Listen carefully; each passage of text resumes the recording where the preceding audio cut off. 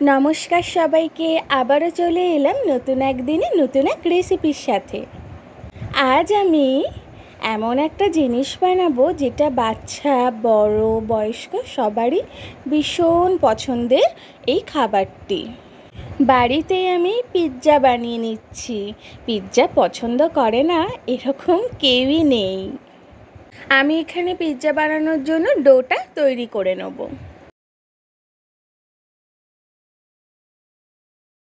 এখানে 3 চামচ টক দই, 1.5 চামচ বেকিং পাউডার, হাফ চামচ বেকিং সোডা দিয়ে প্রায় 5 মিনিটের জন্য ছেড়ে দিয়েছিলাম।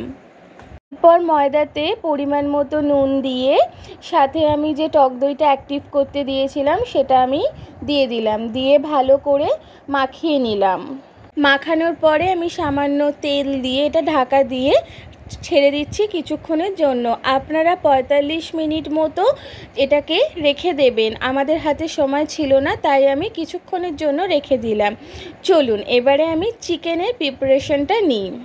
এখানে আমি বোনলেস চিকেন নিয়ে নিয়েছি। এরপর ম্যারিনেশনের জন্য হাফ চামচ করে আদা বাটা, রসুন বাটা, কাঁচা লঙ্কা বাটা দিয়েছি। আর দিয়েছি ছোট চা চামচের হাফ চামচ মতো গোলমরিচ গুঁড়ো।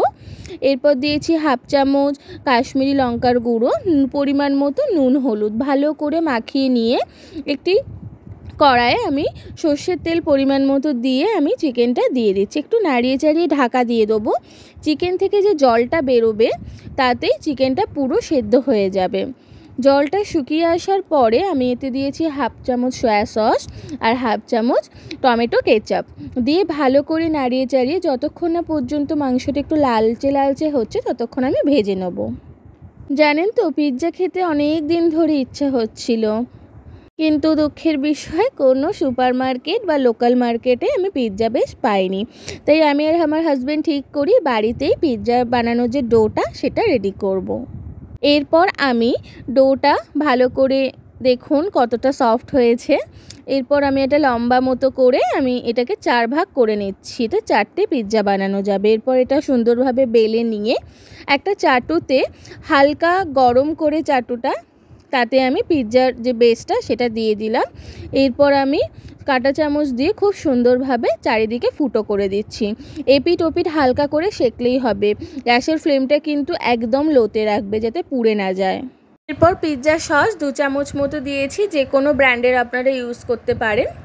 দেওয়ার পরে টপিংস আপনার পছন্দ মতো, আপনারা যে ভেজিস পছন্দ করেন সেগুলো দিয়ে টপিংস দিতে পারেন। এখানে আমি পেঁয়াজ সুন্দরভাবে কেটে রেখেছিলাম ছোট ছোট করে, সেগুলো দিয়ে সাজিয়ে নিচ্ছি। এরপর কিন্তু আমি চিকেন দিচ্ছি ভরে ভরে। চিকেনে কিন্তু কোনো রকম কিপটেমি নয়। এরপর এতে আমি মজরেলা চিজ ভালো করে গ্রেট করে দিয়ে দিচ্ছি। সুন্দরভাবে চারিদিক থেকে দেবেন ঘুরিয়ে ঘুরিয়ে, যাতে একদিকেই না জড়ো হয়ে যায়। এরপর আমি চেডার চিজও অ্যাড করছি, এটা দিলেও কিন্তু আরও টেস্টি হয়। এখানে চিজ গ্রেট করে খুব সুন্দরভাবে রেডি।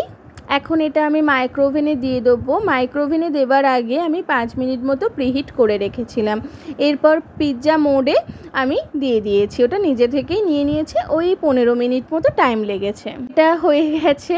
এখন এতে আমি চিলি ফ্লেক্স অরিগ্যানো ছড়িয়ে দিয়েছি। দেখতে যা লোভনীয় লাগছে, আমার মনে পড়লেই জিভে জল চলে আসছে। এরপর একটি ছুরির সাহায্যে সুন্দরভাবে ক্রিস ক্রস করে কেটে নেবেন।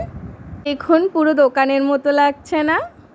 মাইক্রোওভেন না থাকলে এটি আপনারা গ্যাসেও বানাতে পারবেন। ভালো লাগলে একটা সাবস্ক্রাইব।